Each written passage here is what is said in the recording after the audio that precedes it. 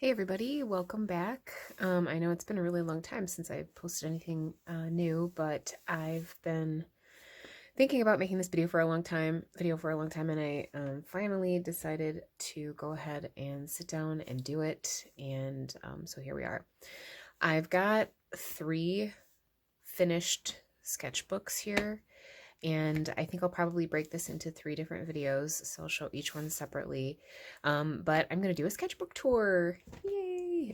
So for anybody who's interested in watching the kinds of stuff that I draw in my sketchbooks, I believe this one started about 2 years ago, and I just finished all 3 of these a couple months ago. So a lot of times I do work in multiple different sketchbooks at a time. These are like 3 different sizes, so sometimes I just want something small, or different types of paper, etc. So we'll talk about that as I talk about each sketchbook. But I think what we'll do is we'll start with this big guy today. This was the older one, the one that I started first. It's a Canson mixed media sketchbook. It's a pretty large sketchbook. For a really long time, my preference was always to work larger. Like I always really liked to draw on a large sheet of paper. But the more I sketch lately, the more I kind of enjoy filling up a smaller page and not having so much excess space. And even just over the last year, I have seriously evolved in my sketching techniques and like the way that I use the page and the things that I like to draw and all that stuff. So we'll start with this though. This one is pretty big. Like I said, it's 9 by 12 inch. It's a 98-pound paper. And there's 60 sheets of paper in here, so it's multimedia. It's relatively thick paper. It's not like great quality. It's not like something that I would use to paint on mostly, but yeah. So on a sketchbook like this, it's just a spiral bound. I usually tend to take these less seriously for some reason. I guess I just think, oh, this is just like a notebook, So I feel more free to just like draw stuff in it and not have to worry about it being like a presentable finished thing. And so like my first page wasn't a big deal. I didn't really care about it that much. I just decided to use the paper to test my watercolors and see how well it worked with watercolor. Obviously it wasn't great. It kind of wrinkled the paper a little bit, but I was just doing some like test techniques with watercolor. This was the sketch that I did of my daughter playing at the park. So this was March 14th, 2020. So yeah, like almost 2 years ago, pretty much. This is in graphite pencil. I used to draw a lot in graphite pencil. I'm moving away from it a lot more now just because I don't always love that it smears so much. Even if I use like a fixative, it kind of smears a little bit, so I don't love that. But I mean, like I like to sketch with pencil because I like to be able to erase it, but whatever. So yeah, as you can see, like I didn't always utilize both sides of the paper. Like I was wasting a lot of space here for a long time. This is like a little cartoon sketch I did of myself as a cartoon. This was like another drawing that I did, and then I made a Xerox of it, and then I colored it in. So you can see I just kind of taped it onto here. This is a drawing that I Xeroxed so I could play around with different colors. This is a drawing I did of Story. It's kind of made her a little boxy. I don't know. I don't love this drawing, but oh, this is a note from my husband that I saved and I taped in here. Story was trying to tell me what kind of haircut she wanted at one point, so I was drawing it for her, and she wanted me to color her hair like this. I was like, oh, come on, what about like this? And she's like, no, I want it like that. I was like, this is hard. I ended up doing that. Just some more random sketches. I think Story was asking me like how to draw braids. I was like, I have no idea. I don't draw braids. Maybe like that. And then I was drawing her as a little pixie fairy because I was taking pictures of her at the park. This one, I don't know, the proportions seemed off a little bit, so I redrew it larger. And I absolutely love this sketch. I just think it's so cute. It's like one of my favorite drawings of Story. Just like a line drawing I was doing, sort of like mandala inspired with some different designs and stuff in it. The moon, obviously.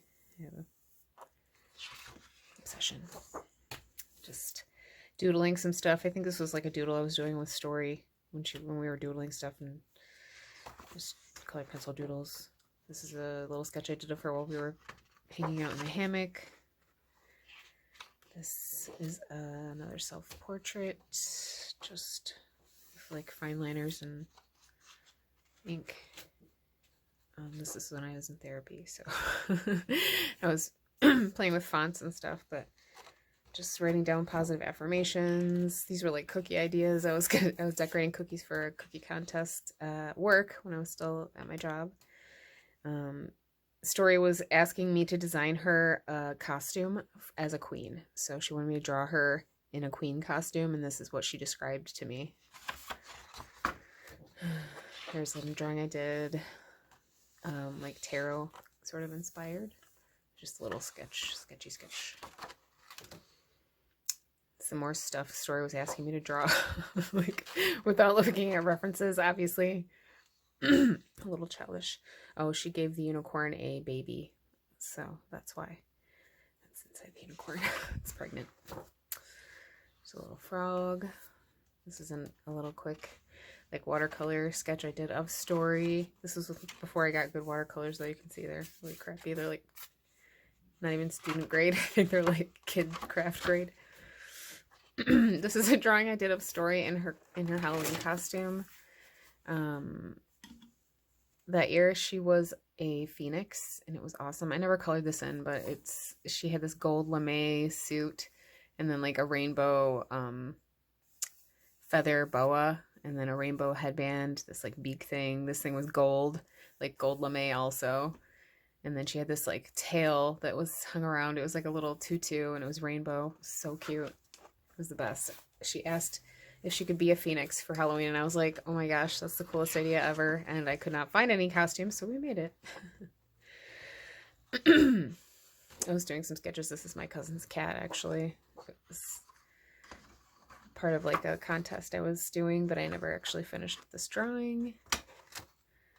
And then I was doing like an online course about like children's book illustration, so I was practicing with the Velveteen Rabbit, like drawing the character from multiple angles, doing different like activities, what kinds of things to draw, like writing down some ideas. Here's like a storyboard idea for the illustrations. I don't know.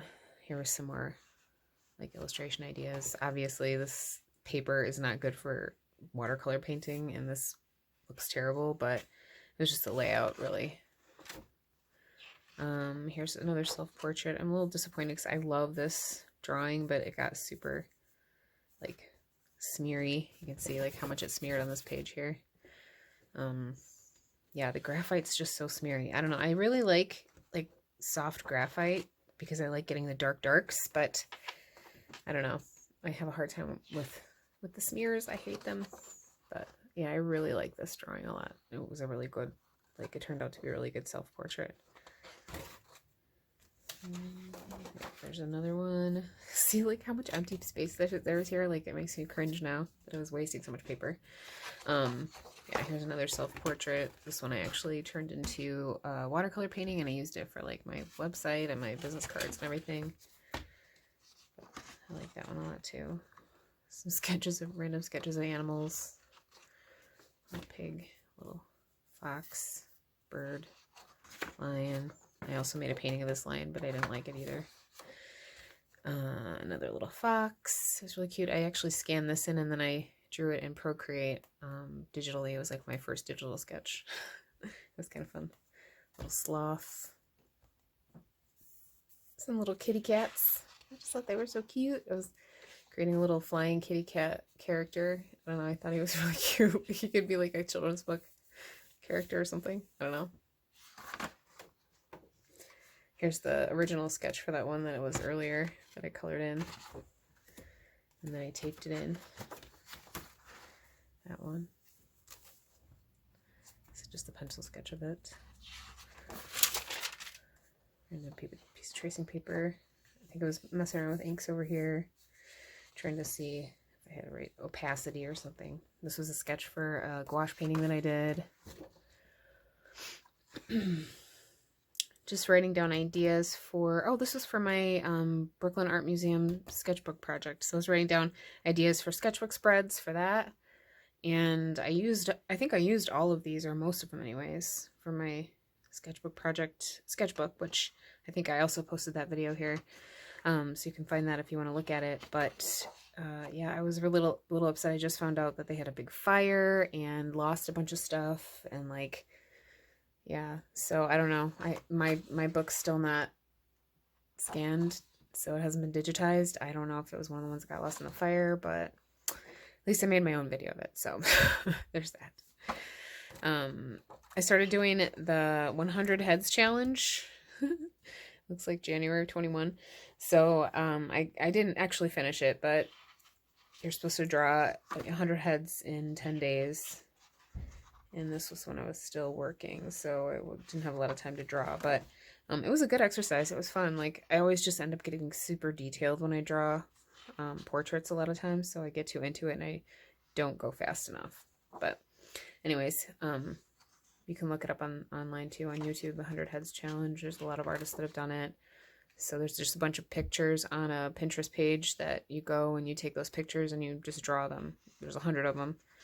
So you can pick like 10 a day for 10 days or draw however many you can in, you know, a certain amount of time. So, I mean, I love portraiture. It's like one of my favorite things to do. I don't know why I love it so much. It's really hard and it's really frustrating, but I just like drawing faces. So, yeah, so I was drawn to that challenge. So here's some of those sketches. And I used a variety of mediums too. I have like a blue Prismacolor Color Erase pencil here. It's like a erasable color pencil. These are just like probably graphite, and then this one's color pencil and graphite mixture. I had some of these, they're like water soluble graphite mixed with a color, so I didn't actually use the water in all of them, but some of them I just drew that way, so they kind of look a little bit like antique-y or something, I guess. Like this guy, just coppery kind of. These guys too, same thing, same pencils. And then like this is what it looks like when you actually get it wet with the water. So otherwise it's like these. Like this color I think is what this color looks like wet. Green one. Yeah. So those are kind of cool. They were fun. Those were fun sketches to do. These like weird statue heads were interesting. There's a few more. I tried a ballpoint pen, like colored ballpoint pens, and it didn't turn out great, but it was a fun exercise. It was interesting anyways to play with different mediums. And I this was when I kind of discovered my love of sketching with ballpoint pen. Like, I never knew how much I didn't remember, I guess, how much I loved sketching with ballpoint pen, but I used to love it when I was in college too, but I totally forgot about it. So it had been a while since I had sketched with ballpoint pen, but then I just kind of grabbed it up and started doing a lot more pen sketches. A couple more here. Just some more graphite ones. Yeah, so I got to 53, 53 heads, and that was the end. But it was fun. Here's another just portrait sketch I did, and then I ended up actually taking this sketch and turning it into watercolor painting, with her hair being like negative space and galaxy, kind of trippy. This is a sketch I did for Story. She was making up this creature called a Nakawak and telling me what they looked like, and that she wanted me to draw the picture of it. So this is what a full-grown adult Nakawak looks like. And if you ever want to know, you gotta ask Story all about Nakawaks. She's an expert on Nakawaks. There's a lot of really interesting facts about them. Like, they never stop growing and they live forever. So someday they'll be bigger than the universe. It's very interesting.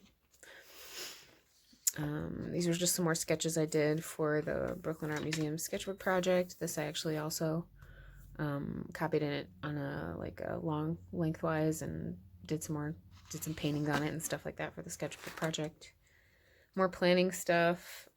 These are like ingredients for spell jars and different types of spells. I did a spell jar page too for the sketchbook project, and had a couple of these things in there. Just light. I know these are like really light sketches, so it's hard to see, but just little like pencil sketches.